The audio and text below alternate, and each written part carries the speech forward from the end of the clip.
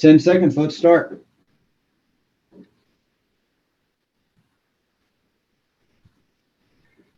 Good morning, everybody. I'm meteorologist Brandon Idlet. I am the acting warning coordination meteorologist, while my brother Landon is off island on vacation.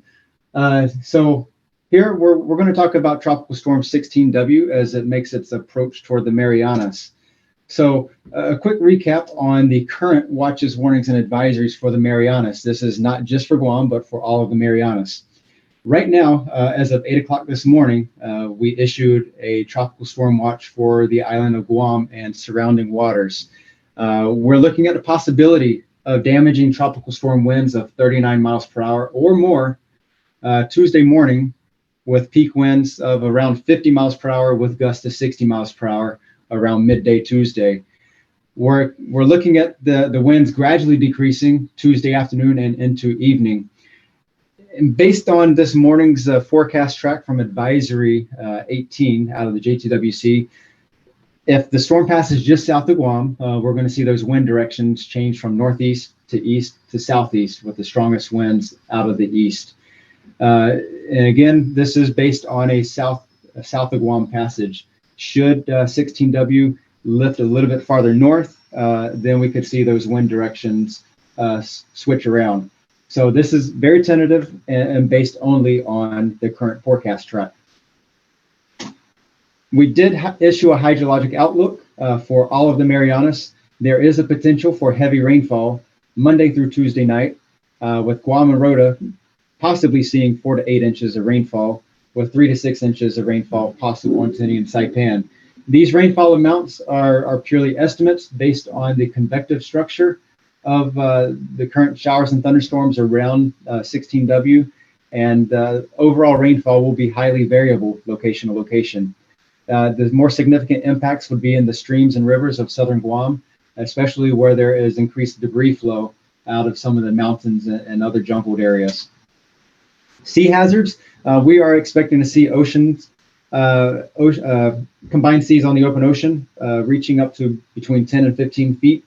With the highest seas, of course, right there in the center of 16W.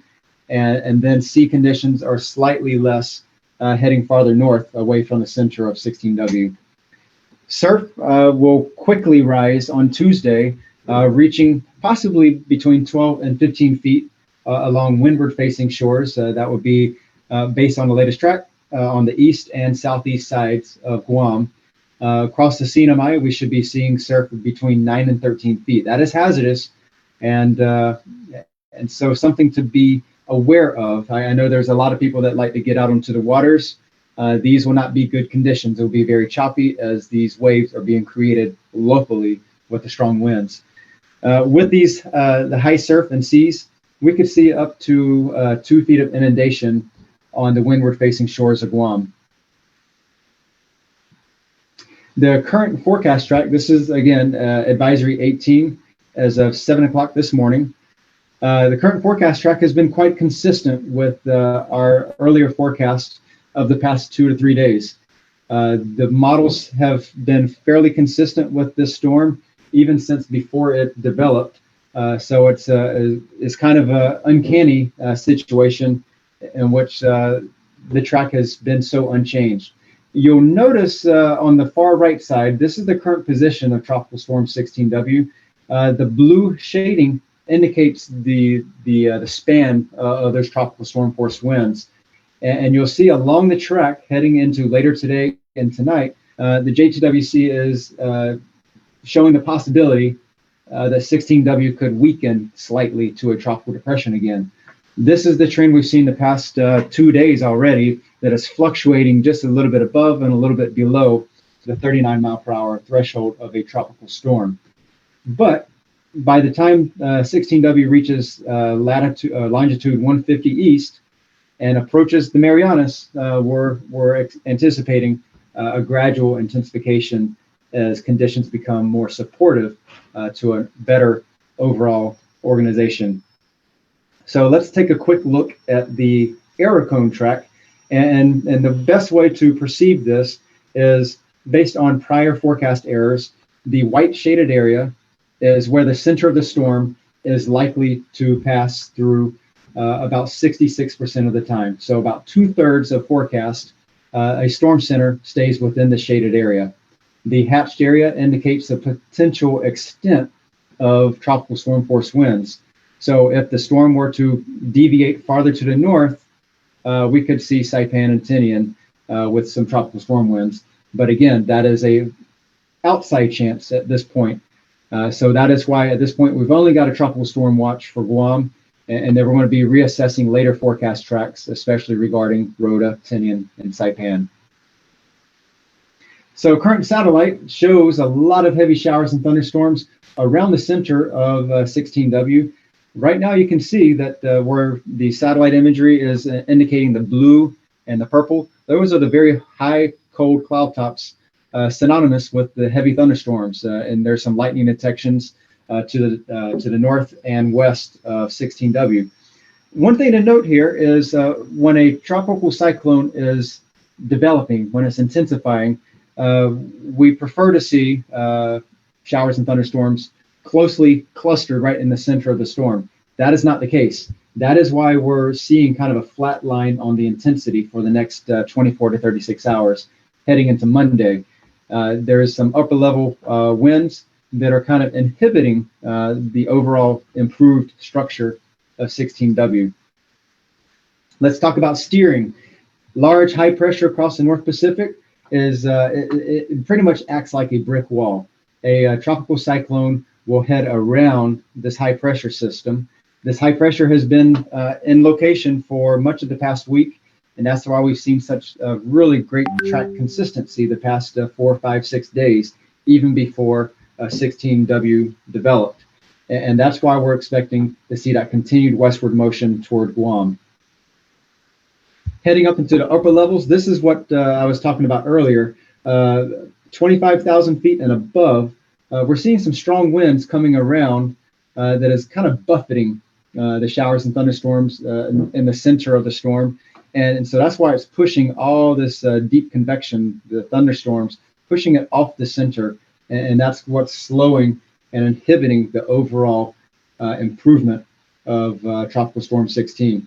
However, once the tropical storm has shifted farther to the west, near 150 and farther west toward the Marianas, we see those upper level conditions becoming a little bit more favorable for some development. That's why the overall track forecast and intensity shows that slow intensification starting Monday and into Tuesday as Tropical Storm 16 continues into the Philippine Sea. So what kind of wind threats are we looking at for Guam? So this is only for Guam, since we have only issued the Tropical Storm Watch for Guam and surrounding waters. Right now we're looking at a potential for a low-end tropical storm, so that would be 39 to 57 miles per hour. A stronger tropical storm would have winds ranging from 58 to 73 miles per hour. And so this is important for preparation. For the low-end tropical storm, which is the current projection out of the Joint Typhoon Warning Center, we're expecting to see those hazardous winds of minimal tropical storm force. That could cause damage to some of the flimsier lean-to structures. Also, some vegetation could sustain damage, and that would be the weaker vegetation, such as bananas, papaya trees. Of course, you could see tree branches, palm fronds dropping out, so be aware of that. But as we contemplate the possibility of stronger winds, should 16W intensify faster or earlier than currently expected, we could see those stronger winds with increasing risk of damage. So loosely attached structures with corrugated sheet metal or plywood could see some damage. Some of these items could become airborne, and we're also looking at trash cans. People who have the trash services, trash pickup, those trash cans would be ideal fodder for becoming windblown. So consider bringing all the lightweight objects inside and properly stowing them and securing them. Buildings with light materials could also sustain some damage, and of course then increasing damage to the vegetation. So just to recap, Tropical Storm 16, we're going to see some short-term fluctuations in intensity through tonight into Monday morning. And then we start seeing that the gradual trend for improvement and intensification. But there is decreasing confidence in the overall intensity starting Monday. So there's computer models show increasing spread and the long-range outlook on just how much it may intensify or not. But the conservative approach is to be prepared and consider all implications with this tropical cyclone. So again, tropical storm conditions of at least 39 miles per hour are possible starting early Tuesday, and based on Advisory 18, peak conditions around midday Tuesday, and then conditions gradually subsiding later on Tuesday. Right now, we could see peak winds of 45 to 50 miles per hour with gusts up to 60 miles per hour around midday Tuesday. That is the current projection for the strongest winds. And then seas will be reaching 10 to 15 feet, especially near the center. They will be decreasing farther north across the CNMI. Surf will be coming up as well very quickly in response to those wind waves. And we could see some minor coastal inundation of 1 or 2 feet on Guam southern shores. And again, potential for heavy rainfall Monday night and Tuesday night. As we head through the next several days, this is the kind of clock that we are working on with all of our forecast and text products. The Joint Typhoon Warning Center will be issuing their bulletins on the 1s and 7s. And then the NWS Guam will be issuing all of our public advisories with the new forecast tracks on the 2s and 8s, AM and PM, every 6 hours. And then our updated forecast and local statements. The local statements are very detailed, specific reference to the timing and expected impacts of the tropical storm. We'll be updating those on the 3s and 9s every 6 hours. And then, of course, on the 5s and 11s, we have an updated position out of the Joint Typhoon Warning Center. It doesn't update the forecast track, but at least it updates the position of Tropical Storm 16. And so with that, I'm going to go ahead and open it up for any questions. So are there any questions? Brandon, really quick on my end, I'll help assist. We can go around to the different respective media. Just for our partners on the call, for your situational awareness, we have Brandon Eidlet, who's able to answer questions on the weather side. We have myself from Guam Homeland Security Civil Defense, if you have any questions regarding emergency preparedness. We also have representation from the Office of the Governor with Crystal, Pacos, and Augustine on here as well. So we'll go around. I'm going to go down the list as I see it on the side, so in no favorable order. And I'm going to start it off with Phil Diangaro with Guam Daily Post. Thanks, Jenna. I'll start off with a question for Brandon and the Weather Service. When you say 1 to 2 feet of coastal inundation, what does that translate to for low-lying areas in coastal villages like Inarajan, Malesu, and Umatic? Yes, good question. So coastal inundation is merely a forecast and expectation that the water will reach 1 to 2 feet higher above normal high tide. So where you see those high tide marks in the debris, how high the water usually comes in the normal tidal cycle, worst case scenario, 1 to 2 feet higher than that. So I know there's some very low-lying areas around the south. We could see some piling up of water just on those shores. Okay, thanks, Brandon. And then I'll do one more question for maybe Homeland Security or Adelup, and I'll let my colleagues take over. And hopefully, Jenna, if there's other questions, we can come back for another round. But we were in a similar situation with the last storm. And so I just wanted to get perspective from Homeland Security and the administration on whether we're considering changing our condition of readiness status. Okay, sure. Thank you so much, Phil. We know that there was a brief for the governor this morning that was held by National Weather Service. Right now, there's been no change in conditions of readiness and no anticipated time for when that will be.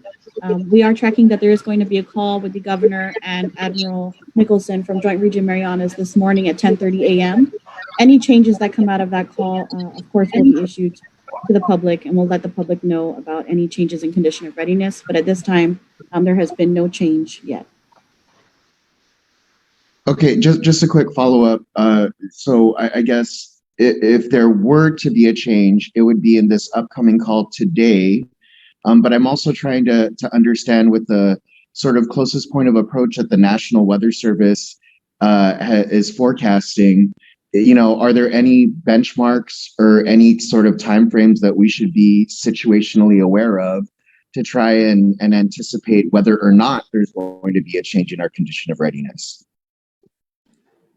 Okay, sure. While GovWam works to align the core settings with the National Weather Service watches and warnings and the onset of damaging winds, there are so many different factors that are also into play when it comes to making those decision points.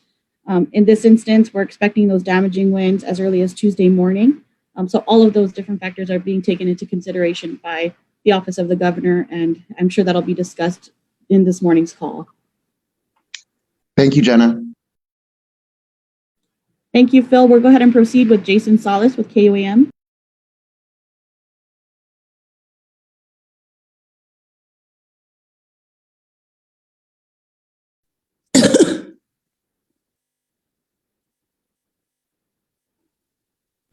Hello? Thank you. Thank you, Sabrina. We can hear you. Okay. Yeah, I wanted to ask and kind of follow up with what Phil was asking regarding the benchmarks and the triggers before decisions are being made. But, you know, with school being in session, a lot of parents are going to be listening to this and they're going to want to know what are they going to do with their children. So at what point are we going to make announcements about schools? Because schools typically are also used as shelters. Are we going to open up shelters for the hundreds of homeless people that are out on our streets? Or are we going to wait till like Tuesday at like 1 o'clock in the morning to get some answers?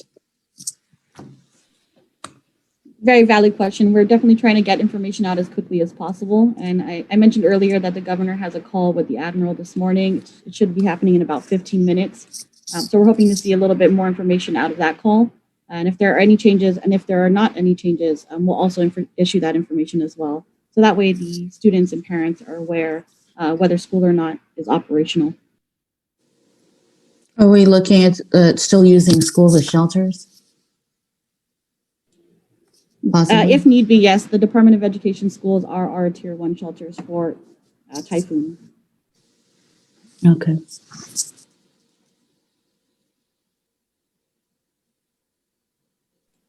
Any further questions, Bree, before we move on? No, I'll wait till we come back if there's going to be another round. Okay, thank you so much. I have next on our list is PNC Digital. Yes, I'd like to ask if there's still a possibility of this becoming a typhoon. I mean, it's still far enough to become stronger, is it? If so, when do we know? Well, that is something that we are watching very closely for. And so I mentioned the increasing uncertainty as we head into Monday. So the various computer models, they're showing increasing variability. And so that is something that we have not 100% discounted. It's something that we keep on the back of our minds. And so that's one of the reasons we're saying go ahead and prepare for a stronger tropical storm. So while we're looking at a possibility of a weaker tropical storm, prepare for that stronger tropical storm just in case. It is definitely it's never going to be certain until right beforehand, and so we're going to be keeping an eye on that. As soon as conditions become more favorable, we're going to have a much better grasp of things. But right now, the weather, the environmental patterns do not support short-term intensification. So that is a good thing. But we're going to be watching this very closely. We're going to be in close coordination with Joint Typhoon Warning Center, picking their brains. And but if we see anything changing for a stronger storm than is currently expected, we will be getting that word out very quickly. Okay, no further questions. Thank you. Thank you so much. Up next, we have Steve Limtiaco, PDN. Yes, hi, good morning. So I'm wondering, at this time, is the greatest threat from this storm the winds or the flooding?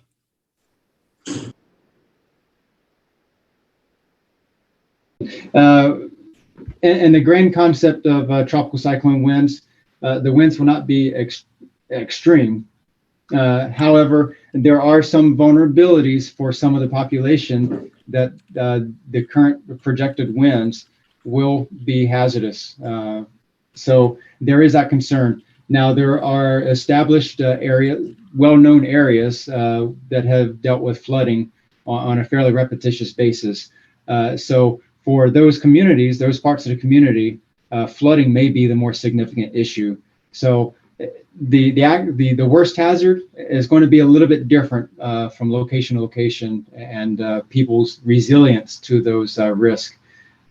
So I would highly recommend people who live in areas that sustain frequent flooding from typical thunderstorms that develop and sit over your area should go ahead and take the necessary precautions just in case the worst case scenario happens, that these heavy showers line up right over their area and continues to pummel them.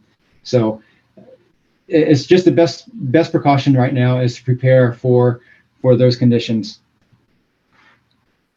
And also, is this on track to become a named storm at some point? And if so, what's the next name on the list? That is a good question. So the next list will be OMICE. That is the U.S. contribution to the World Meteorological Organization names for West Pacific tropical cyclones. OMICE is a Palauan word. It means wandering around.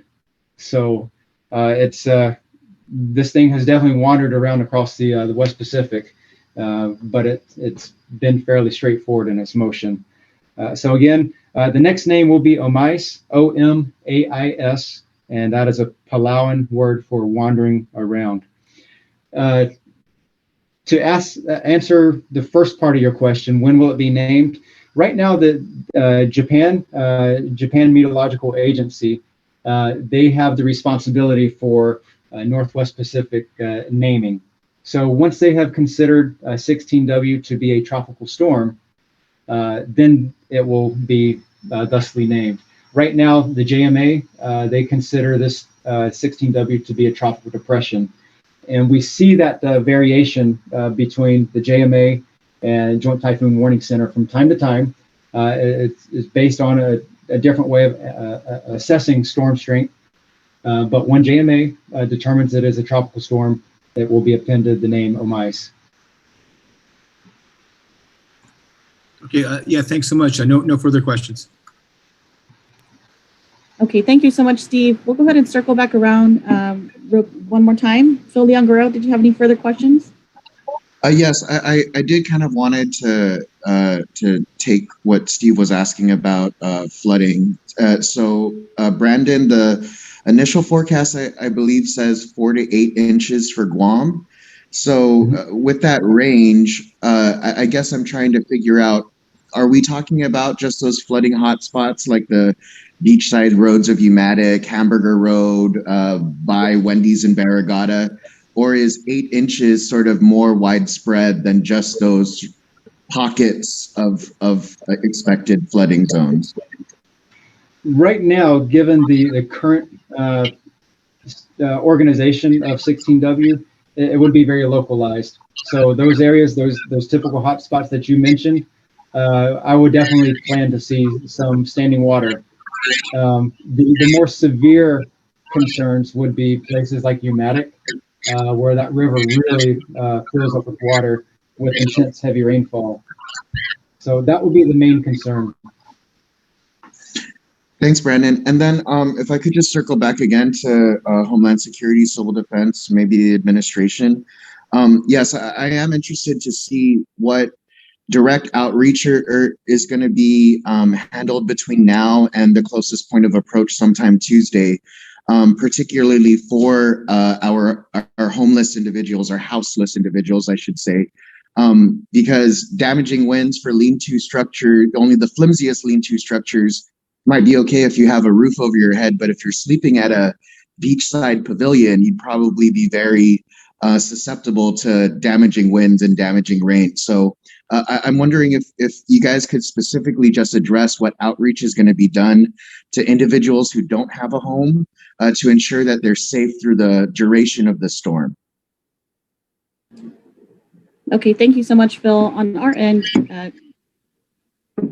there are already some action items that are underway. We do have a meeting that's going to occur as well this morning at 11 a.m. with the different respective agencies with the government of Guam, to include Mayor's Council of Guam, as part of the plans that we already have in place, specifically our comprehensive emergency management plan, which identifies different areas that we are able to work through during a typhoon or a large storm. Part of that would be outreach to the village mayors to assist in getting information out to these homeless individuals.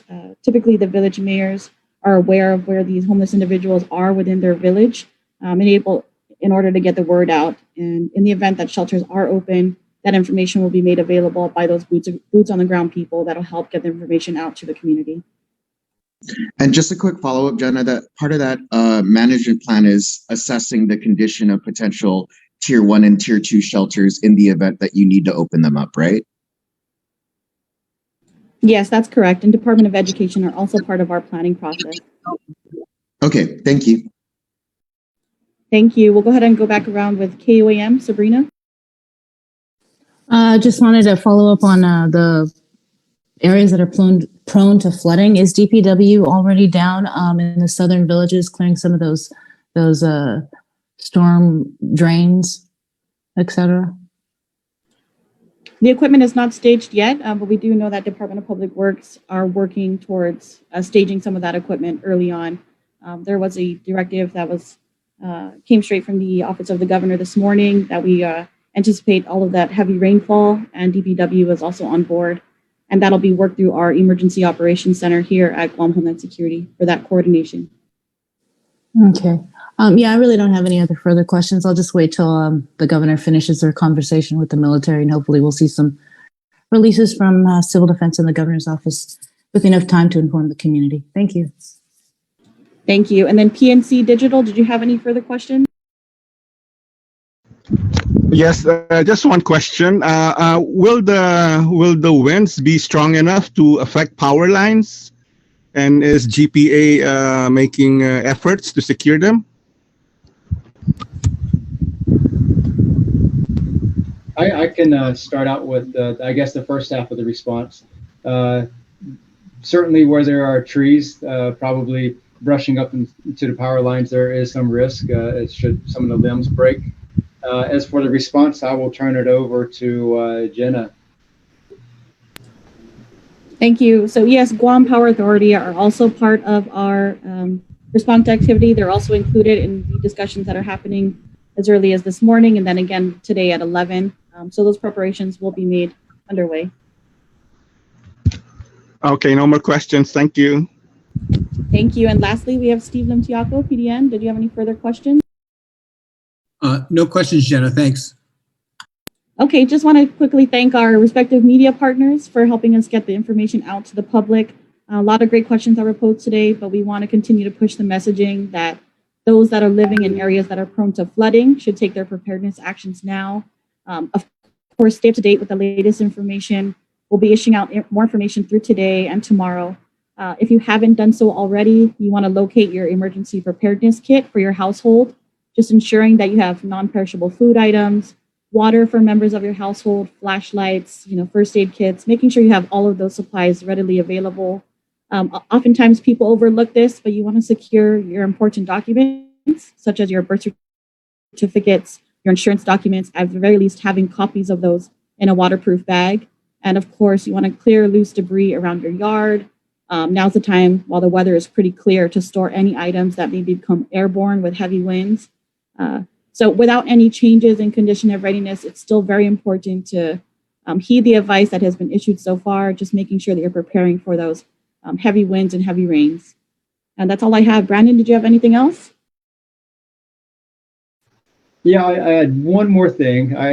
Right now, we are looking at the possibility of showers and thunderstorms a little bit for today and tomorrow.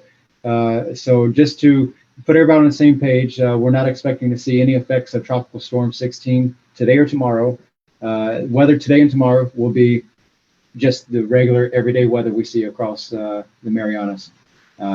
All the effects of 16 should start early Tuesday.